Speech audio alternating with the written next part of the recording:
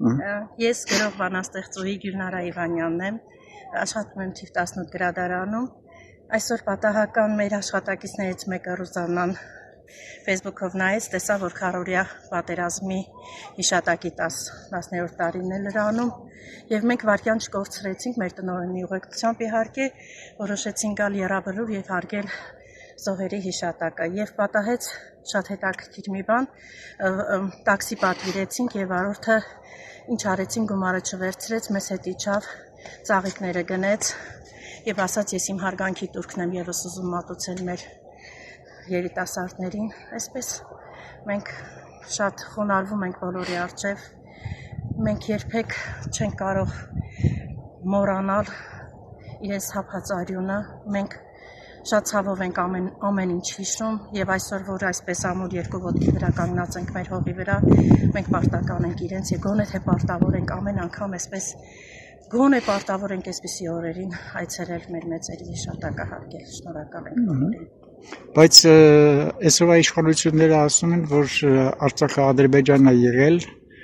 եւ կարծես թե այս տղաները, որ զոհվել են, կարծես գիտեք, Արցախը Ադրբեջան է, թե Ադրբեջանը Հայաստան է, թե չգիտեմ որը ինչ է, ով է նման բաներ թույլ տալիս ընդհանրապես որ ասեն։ Սա մեր հայրենիքն է, Արցախցին իմ հայն է,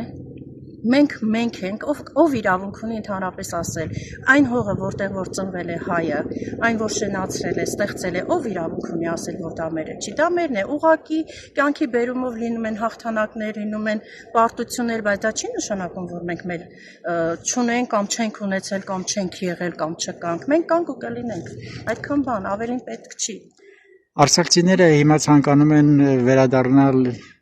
Արցախ, դուք ինչ կարծիք եք, ստացվի թե չէ։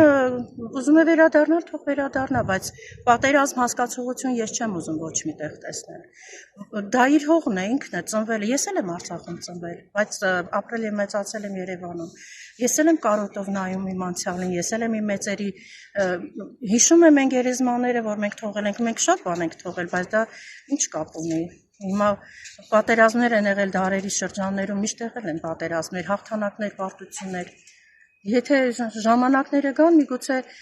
պահը կլինի նաև փողող ու ջրի կարոտով վերադարձնելու, բայց դա չի նշանակում, որ հենց հիմա պիտի վեր կենալ եւ ինչ որ բան պահանջել։ Չկա նման բան։ Իմ տեսանկյունն այդպեսին է։ Շնորհակալություն։